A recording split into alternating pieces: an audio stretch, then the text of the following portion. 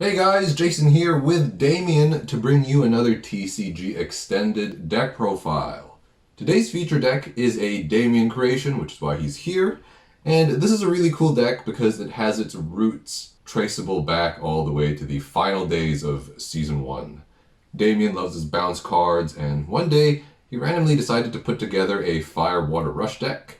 I passed on his pitch at first because I didn't feel like it was a good fit for the first two seasons, but Season 3 is when things started falling into place. One of the cards that caught Damien's eye was Akashic First Electro Dragon, so we tried to build a deck around that. To take advantage of the sympathy keyword, we built it as a tribal Dragonoid deck that featured Lucky Ball.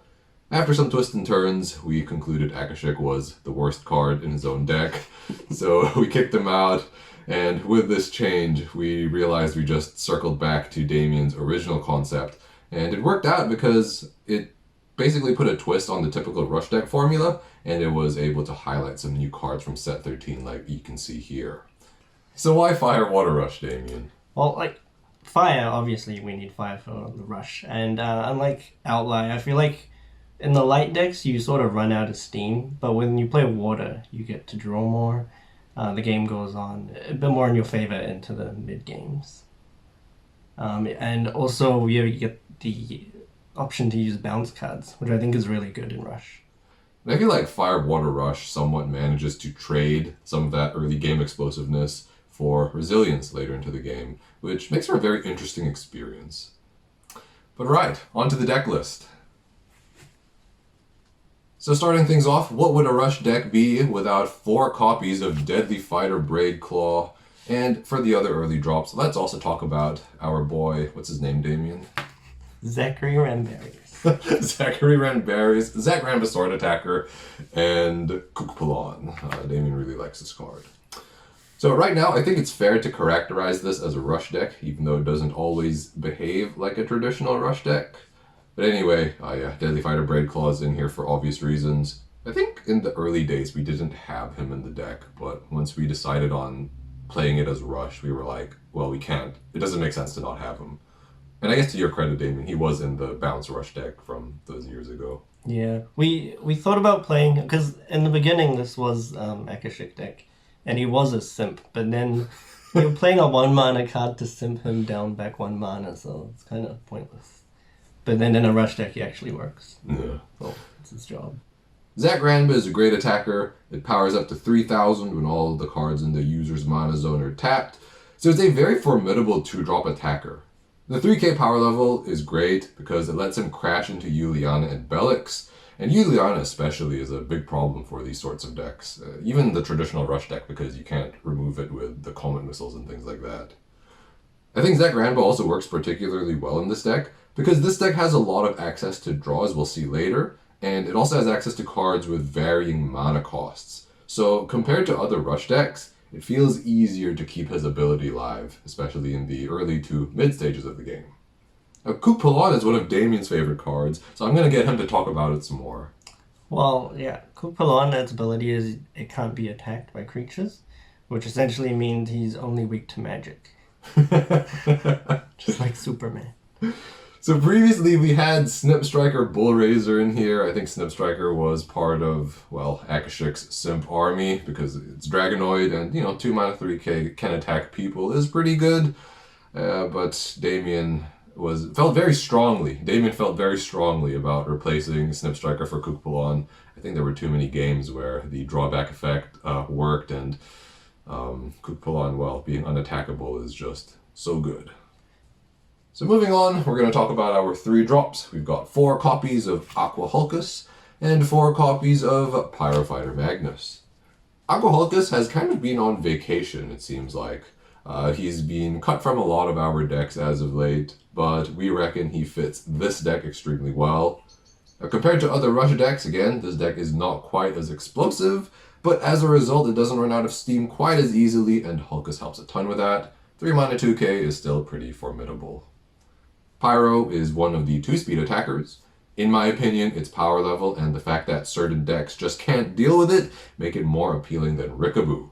Again, 3,000 is great because it means Pyro can crash into the blockers, which is huge for the deck, and the fact that it returns to the hand Well, I think that can be a bit of a double-edged sword, but being able to reuse it gives you more options when activating Zach Ranba's effect, at the very least.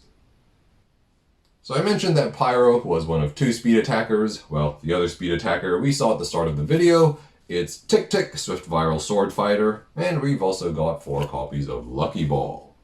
Tick Tick is another new card we wanted to highlight this season. I think it would have been a great fit for Fire, Water, Nature aggro, but we decided not to make that deck out of fear it would be too similar to the Queen Maiden deck, and of course, this deck.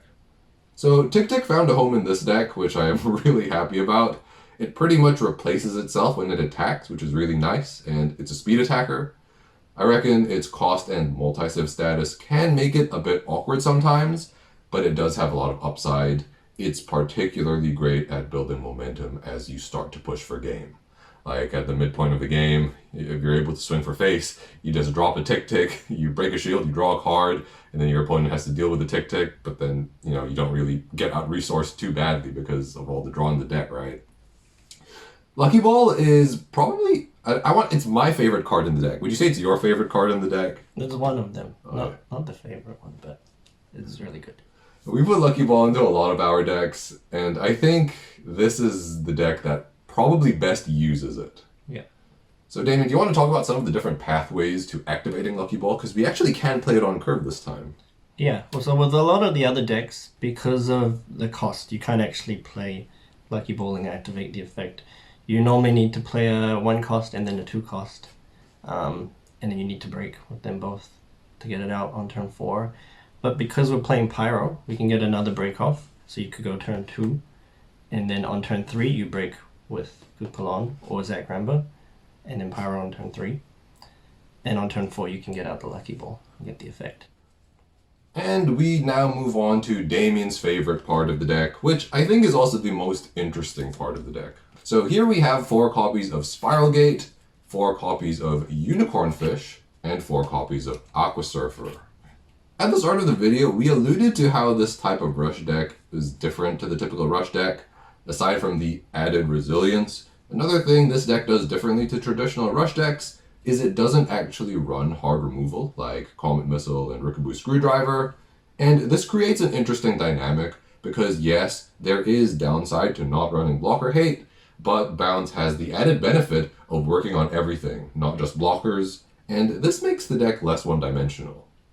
So, Spiral Gate, Damien, your favorite card, let's talk about it.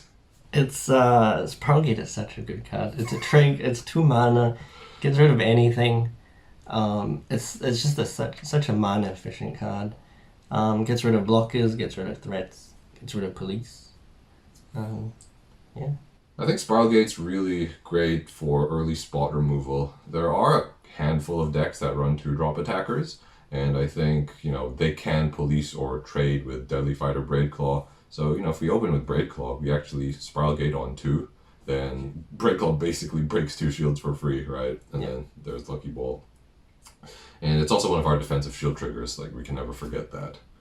Unicorn Fish very much works in the same way, and Unicorn Fish is a card that Damien put on our radar. So I think he's like 2 for 2 on like not overpowered, but super strong bounce cards.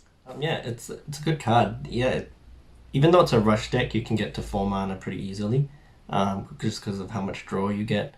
It has a pretty manageable cost at 4, and it's a body with unconditional spot removal.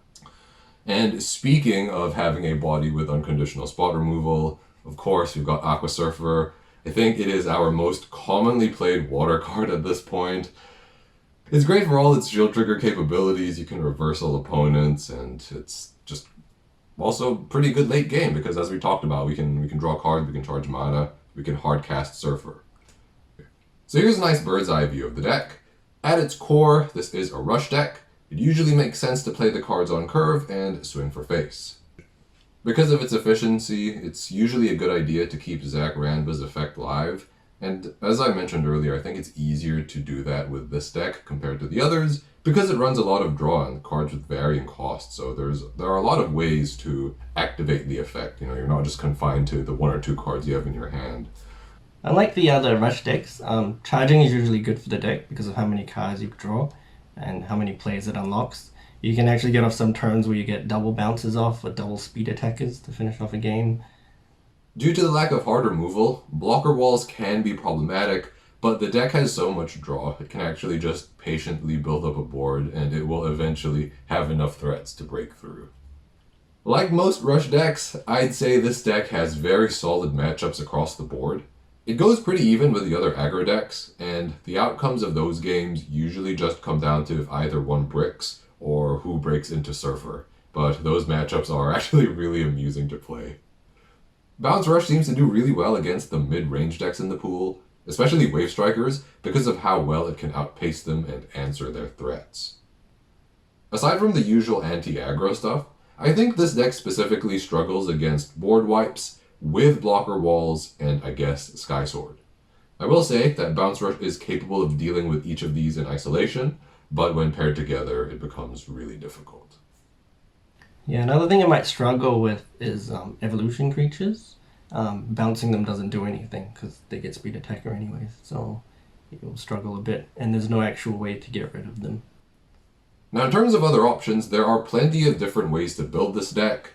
This build that we have now is actually pretty different to what we originally had. Not even the Akashic version, just the original Fire Water Rush deck. This Civ combination actually gives it access to so many great 2-drops, like Emerald, Jasper, Snip Striker, and Rikaboo Screwdriver are just a few that come to mind. Now if you want to go a different way, if you aren't convinced that Bounce is good enough, well, you could always revert back to the classic blocker hate options like Comet Missile and Volcanic Arrows. I did think about putting Volcanic Arrows in the deck, but we concluded it wasn't super needed. And lastly, I think Crystal Paladin with supporting Liquid People, of course, is a worthwhile consideration because this deck definitely appreciates the mass blocker removal, and it's also kind of big and technically a speed attacker. And for the TCG loyalists, here is a version of the deck that uses cards exclusively from the TCG release. So we've removed the Zac Ranbas for Snip Striker Bullraiser, and we have replaced Tick Tick with Rikaboo's Screwdriver.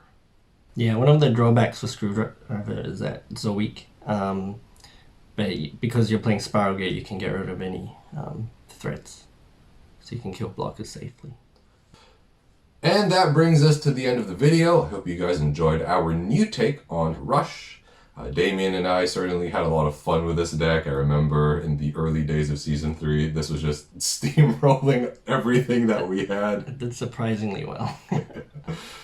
And as usual, thanks for watching, stay safe, and we'll see you guys next time.